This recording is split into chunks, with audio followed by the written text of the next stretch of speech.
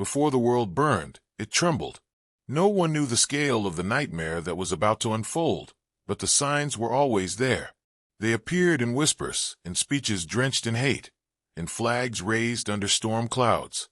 On September 1st, German troops crossed into Poland, and the world's heartbeat changed forever.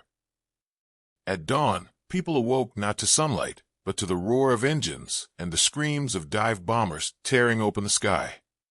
Children hid under beds. Families ran without direction. Cities that had stood for centuries collapsed in hours. The world believed France would resist. Its army was massive, its pride unshakable. But no one expected the blitzkrieg, war at lightning speed. Tanks rolled through the Ardennes like a steel river. In days, whole divisions vanished. Soldiers described it as being swallowed by a storm they could not see coming. The streets of Paris, once filled with laughter, now echoed with marching boots. Night after night, the people of London listened for the same sound, the distant hum of engines.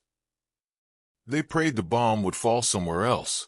They prayed the flames wouldn't reach their street tonight. When the sirens wailed, the city held its breath. And then came the thunder. And then the gates of hell opened on the Eastern Front. Barbarossa was more than an invasion. It was a clash of two giants, fueled by ideology and hatred. In the forests of Belarus, in the endless cold steppes of Russia, entire armies froze, starved, and bled. Soldiers fought in blizzards so brutal, the dead remained standing, frozen where they fell. Leningrad endured 872 days of starvation, cold, and death.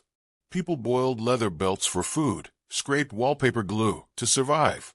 Entire families died in their beds. But they refused to surrender. Their city became a frozen tomb and a symbol of unbreakable resistance. Across the world, far from Europe's firestorm, the United States slept. It was a quiet Sunday morning in Hawaii, warm sunlight on calm water, sailors writing letters home. But at 7:55 a.m., the sky split open.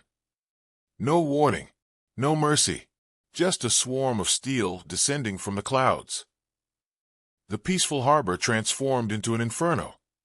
There are moments in history too dark to fully understand and too important to ever forget. Across Europe, millions were rounded up, not for what they had done, but for who they were. Families torn apart, lives erased, human beings reduced to numbers. No battlefield was as terrifying as the camps, places built not for war, but for extermination. A city once filled with factories and schools became a graveyard of shattered concrete. Every building was a battlefield. Every street changed hands a dozen times. Soldiers fought room to room, floor to floor, often separated only by a single cracked wall. In winter, the dead froze where they fell. In summer, the air tasted like dust and blood. And through it all, neither side would surrender. Above the waves, the war raged with guns and bombs. But beneath the surface, another battle was fought in silence. A single torpedo could send a ship, and everyone aboard, into a watery grave. Convoys crossed the Atlantic, not knowing if they'd ever reach land again. Submarines stalked them like wolves in the night. Some sailors said the ocean itself felt alive, watching, waiting. June 6, 1944. Thousands of young men boarded boats, knowing many would never return. When the ramps dropped, the world became a storm of bullets, sand, and blood. But still they ran.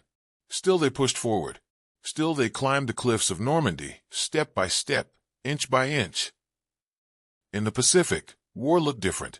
Hotter, closer, more personal. On islands like Guadalcanal, Iwo Jima, and Okinawa, every tree could hide an enemy. Every cave echoed with danger. Jungles swallowed entire battalions. Heat crushed the spirit. And at night, shadows moved that were not shadows at all. Survival depended on instincts. Hearing what others couldn't. Seeing what wasn't there yet. Knowing death might come silently from behind a leaf.